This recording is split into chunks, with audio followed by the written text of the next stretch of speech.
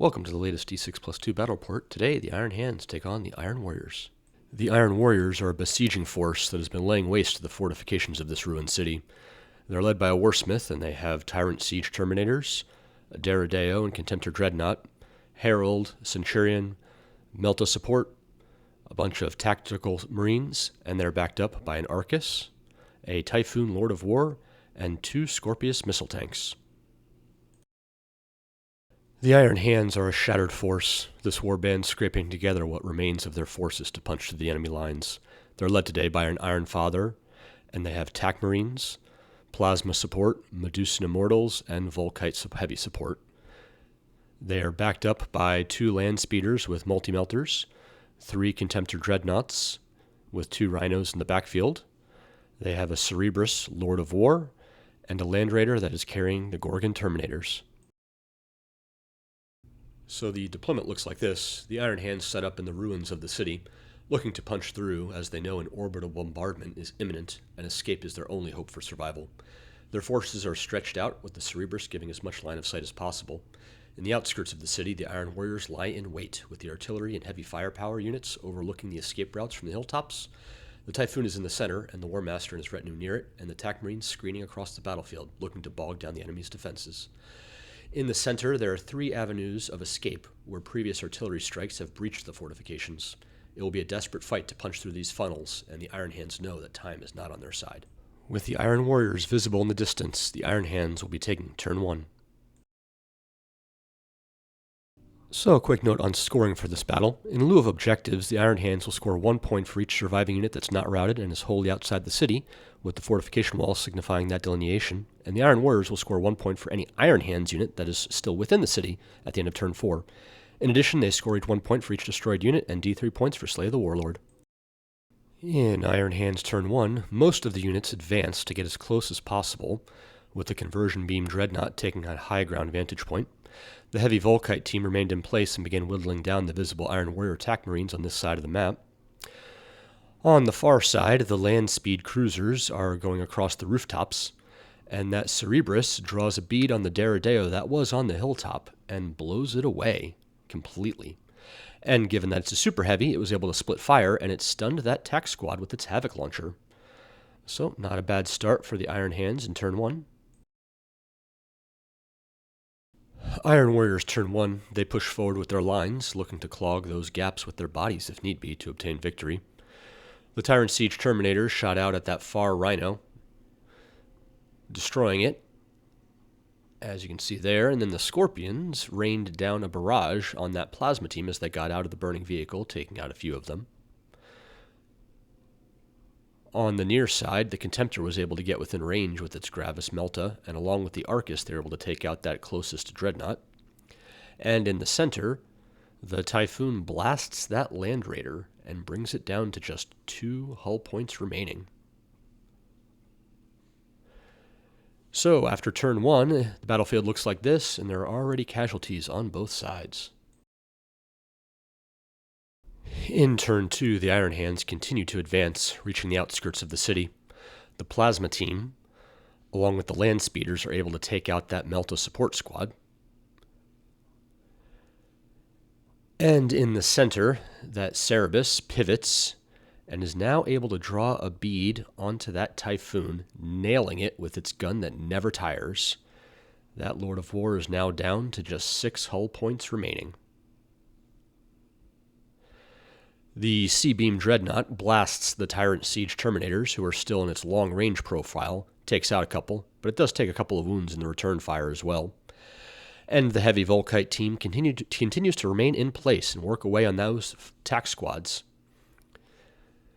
In the center, the Mortificator, along with the Iron Father, both use their Battlesmith abilities to bring that Land Raider back up to 6 wounds. And the Land Raider, in turn, shaves off a couple of wounds from that nearby Dreadnought. So this is where things stand at the end of Iron Hands, turn 2.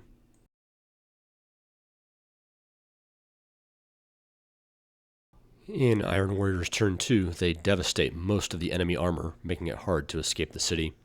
The Scorpiuses continue to rain fire down on that Plasma squad, causing them to rout. And the nearby TAC squad loops around and takes a wound off of one of those Land Speeders. The Warsmith uses his Battlesmith ability in kind to bring that Typhoon back up, and the Tyrant Siege Terminators begin whittling down the Medusan Immortals in the center.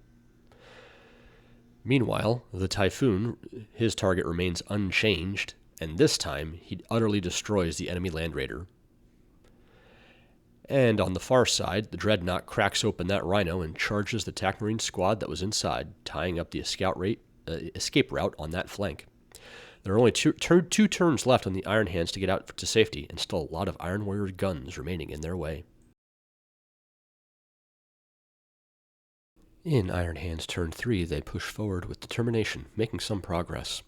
On the far flank, those speeders remain a nuisance, destroying one of the Scorpius tanks. And the Cerberus loops around to begin extraction and takes out the Typhoon, causing it to explode, wounding one of the Terminators in the blast. Meanwhile, the Medusans with the Chaplain moved up and charged that tac squad, causing them to rout, and the Gorgon Terminators move around the burning wreckage of the Land Raider and lock eyes on the enemy Warlord and his retinue. On the far flank, the tac squad takes more casualties from that Dreadnought, unable to injure it, and the remaining forces move forward, and the C-Beam Dreadnought continues taking out the Tyrant Siege Terminators a couple at a time, although it only has a couple of wounds remaining at this point itself. And finally, the Volkite team begins advancing forward with a sense of urgency, looking to make it out on time. So we'll have to see how the Iron Warriors respond in their turn 3.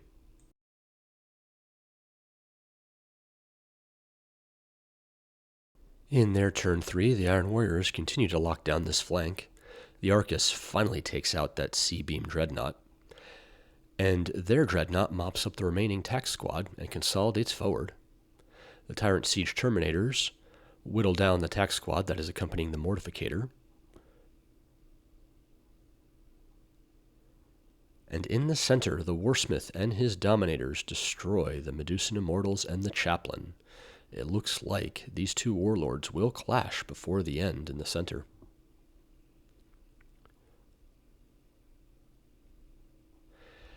And on the far side, the tac squad and the remaining Scorpius missile tank are able to bring down one of the two land speeders. So this is what it looks like at the end of turn 3 for the Iron Warriors. Let's see how the Iron Hands do in their final turn.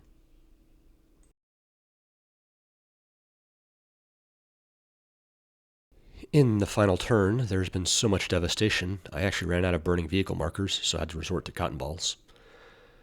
So the Cerberus continues to be a menace, and it destroys the Iron Warrior's Arcus that was in the corner. And on the far flank, the remaining land speeder is actually able to take out the remaining Scorpius as well on that side. The Plasma team rallies, however sadly they were too far away to be able to make it out in time. Likewise, the Volkite team miscalculated and just did not have enough time to move the entire distance in 2 turns, and so they were unable to fully get out of the city either. However, the tac squad with the Mortificator was able to charge forward and rout the enemy tac squad that was there. And finally, in the center, the two Terminator squads clash, with the Gorgons charging in, and the Iron Father challenging the Warsmith.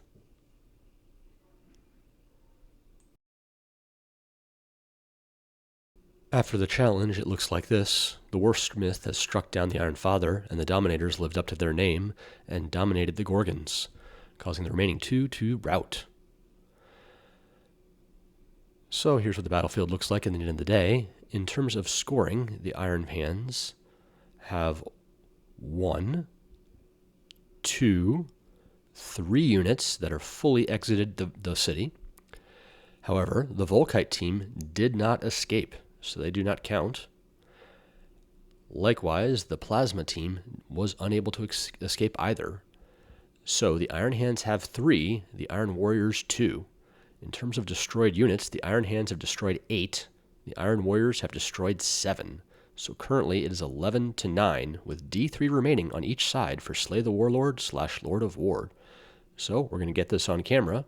The Iron Warriors are going to get an additional. Let's see it.